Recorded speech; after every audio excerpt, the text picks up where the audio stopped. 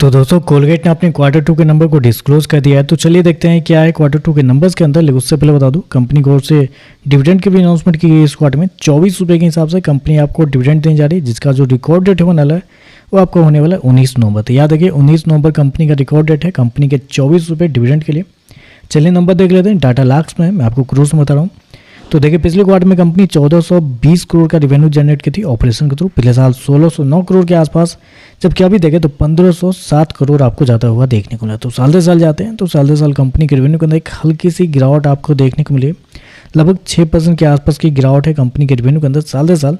Quarterly base पे जाते हैं तो क्वार्टरली बेस पे कंपनी के रेवेन्यू के अंदर तेजी आपको देखने को मिली। लगभग 5-5.5% के आसपास का जंप है। लेकिन बेसिकली एफएमसीजी सेक्टर की जितने भी कंपनी होते हैं उनके बिजनेस को हमें साल दर साल ही चेक करना चाहिए। तो ऐसे में देखें तो साल दर साल कंपनी का रेवेन्यू आपको 6% गिरता हुआ देखने को मिल रहा है। हालांकि मार्केट का मानना भी था कि कंपनी के रेवेन्यू के अंदर थोड़ी बहुत गिरावट आपको देखने को मिल सकती है। कंपनी हो गया 1507 करोड़ का रेवेन्यू इस क्वार्टर में, जबकि मार्केट का अनुमान था लगभग 1560 करोड़ के आसपास। तो यहाँ पे देखें तो थोड़ा सा बिलो एस्टिमेट आपको देखने को मिल रहा है।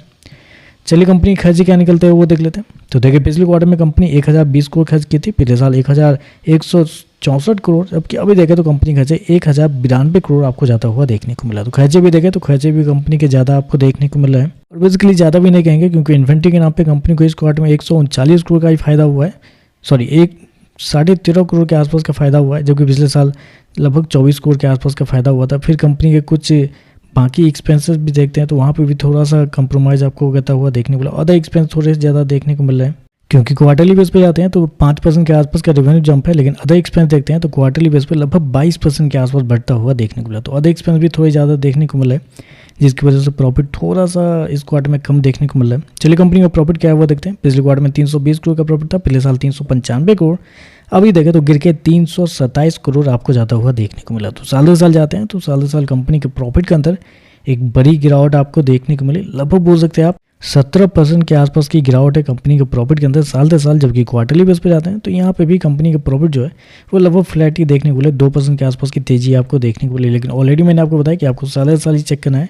तो साल दर साल देखें तो कंपनी का प्रॉफिट आपको गिरता हुआ देखने को मिले, वो भी एक अच्छे खासे अमाउंट में। 17% के आसपास की गिरावट है, क्योंकि मार्केट का अनुमान था लगभग 345 करोड़ के आसपास। लेकिन यहाँ पे देखें तो कंपनी का प्रॉफिट 327 करोड़ देखने को मिला है।